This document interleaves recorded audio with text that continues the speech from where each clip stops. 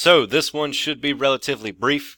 Going to talk about one of the most significant things that occurred in Jackson's administration, and that is Indian removal. Probably one of the darkest blights upon all of American history. An absolute genocide of people simply based upon their skin color.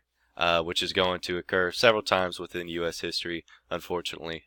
So let's get into that, explain it, explain why it happened, who it happened to, and some of the results of that. So, who does it involve? So it involves 5 main tribes, and these are actually called the 5 civilized tribes. So Cherokee, the Choctaw, the Creek, the Chickasaw, and the Seminole. And those are tribes that exist right here in this region, mostly concentrated down in the south. And when we think about Native Americans, or I feel like when y'all think about Native Americans, what typically pops into your head is teepees out on the Great Plains, hunting bison and big headdresses and things like that. But those are Western Plains Native Americans later on. These Eastern Native Americans that are living kind of in the United States as it exists in the 1800s, these people look and act very differently than what you would think would be the stereotypical Native American. So as America grew and kind of modernized, so did these particular tribes. And I have a couple of pictures to kind of show that off. Like, for instance, this guy, John Ross, he is the chief of the Cherokee Nation when all of this stuff that happens with Andrew Jackson and Indian removal ends up occurring. He's half Irish, half Cherokee, and you could just tell by the way that he's dressed. The Cherokee have kind of acclimated to white culture in the East in the 1800s and American culture. They've seen that they need to modernize. They've modernized with the United States as things have changed. So much so, they have things like, they have schools, they have churches, they've created their own alphabet, their own constitution. Right here is a picture of their Supreme Court that existed in the Cherokee Nation in Georgia. They create their own government and legislature, lawmaking body. So the Cherokee Nation is not this kind of backwards idea that we may have of Native Americans. They're actually a very, very, very advanced society equal to the United States at this point in time. I mean, here's another home that I just wanted to show you, and this is actually a plantation home. So the Cherokee were actually involved in the use of slave labor and the growing of cash crops, just like the rest of the people that were living in the South. That's how they made a good portion of their income, is cash crops. So they were very deeply ingrained in kind of this Southern culture and this American culture as well. And the only thing that kind of differentiated them from the rest of America was the fact that they were not white. And unfortunately, since it's the 1820s and everybody in the United States is just super racist during this time period, that's all that it really takes for these people to be persecuted by those that they are surrounded by, and also persecuted by the president and the United States government as a whole. So let me kind of go into like why that happens. So the Cherokee Nation, and I'm focusing on that one specifically. The Cherokee Nation is in the northern part of Georgia, kind of between Alabama, Georgia, and Tennessee. And so what ends up happening is they discover that this region has a couple of really important resources. One is land, which is obvious because it occupies land. And these Southerners want to move westward. The Democratic Party, one of the big things that they push for is movement westward, and the reason is land. And the reason they want all this land is so they can grow more cash crops, specifically cotton. And so white planters that are living in these regions in Georgia, Alabama, Tennessee, to a degree North Carolina and South Carolina, they want to take this land from the Cherokee so that they can use it to grow their own cash crops, to grow cotton themselves. They feel like because they are white men in the United States and these Cherokee are of a different race and have lived in the United States and kind of operate as this independent nation, they feel like they don't have any sort of claim to that land, that the white race should move into it and take it over, and take it from the Cherokee. Another thing that they find is gold, which is really, really bad, because if there's one thing that drives men's greed, it's gold. And gold is discovered in this region where the Cherokee Nation is situated in Georgia. So there's an extreme interest in this region to take this land from the Cherokee and to get them to move out of this territory. So progressively, what ends up happening is the Cherokee, as well as some of these other Native American nations, are starting to get forcibly moved out westward to what's called Indian Territory. And I'll show you on a different map where that Indian Territory is and what that kind of looks like. But the one holdout after the Chickasaw, the Seminole, the Choctaw, the Creek, after these Native American nations have been moved, the one holdout is the Cherokee. They really, really do not want to move. Not to say that the other Native American nations did, but the Cherokee are kind of the last one standing.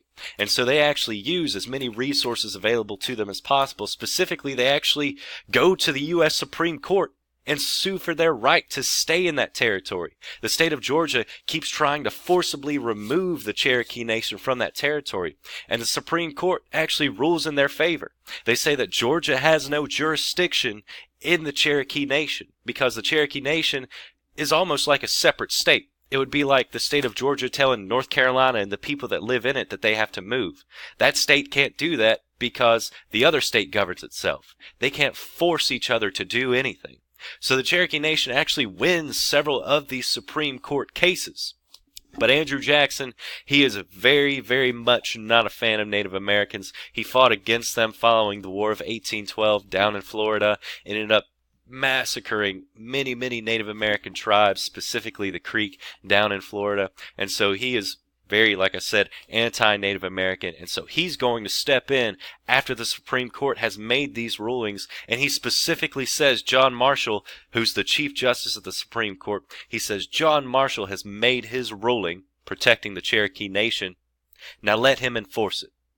He's essentially said, all right, well, John Marshall's made his decision, so who's going to enforce it? Because that's the president's job. But if the president doesn't want to enforce that law, if he doesn't want to enforce that ruling, then who's going to make it? Nobody can. So Andrew Jackson is going to end up forcibly removing the Cherokee using federal authority, ignoring the Supreme Court ruling, and passing what's called the Indian Removal Act. And so that's going to be passed, and it's going to forcibly remove the Cherokee at gunpoint with the U.S. military. They're going to force those individuals to move off to the Indian Territory. And here I just have some of the routes that were taken by some of these different Native American tribes up here in the blue. This is specifically the Cherokee, and they're all moved to the Indian Territory off in the west. And they are actually put in this territory because it is far, far away, far off to the west, and there's really not much of value there. So it's territory that the United States just isn't particularly interested in, and so they just kind of throw Native Americans out there and are like, all right, cool, you guys just live out here, so we kind of can forget that you guys exist. And with that, I just kind of wanted to leave you with some basic information and just a few facts about Indian removal. It was roughly 12,000 miles on foot that these people were forced to march, that the Cherokee were forced to march from Georgia all the way to Oklahoma. They were forced to move at gunpoint by the U.S. military at bayonet point. Individuals were shot and killed if they refused to move. They didn't even have time to gather any of their belongings. So when the military showed up, they didn't have time to pack anything. They had the clothes on their back and what very little they could carry, and that is all that they could take with them. So just imagine being forced to move by the government that was supposed to protect you and not even having time to bring anything with you. The natives got to watch as Georgia natives moved in before they'd even left, before the Cherokee had even left their territory. Georgia white settlers moved into the territory and started looting their homes, stealing their things. The military looted their homes, destroyed things that they didn't think were particularly important, things that really resonated with the Cherokee culture, artifacts that were very priceless or important to them. So they essentially saw their whole culture either stolen or destroyed in front of them. And by the end of it, approximately 5,000 Cherokee had died from disease, either the cold or starvation. The elderly and the really young, children and the old, a large portion of the population died on the route to this Indian Territory. So just one of the really horrible things that the government did to someone based strictly upon race. And I just kind of want to leave that with you, to know that sometimes the government doesn't have the best interest of all of the people, and this is a prime example. Andrew Jackson cared about a specific population, white Southerners, and that is who he wanted to serve in doing this action, in moving the Cherokee out of that territory, because of his racist ideology and his identity with the common people and what they wanted. So that's Indian removal. We will continue on with the rest of Jackson's administration in the coming videos.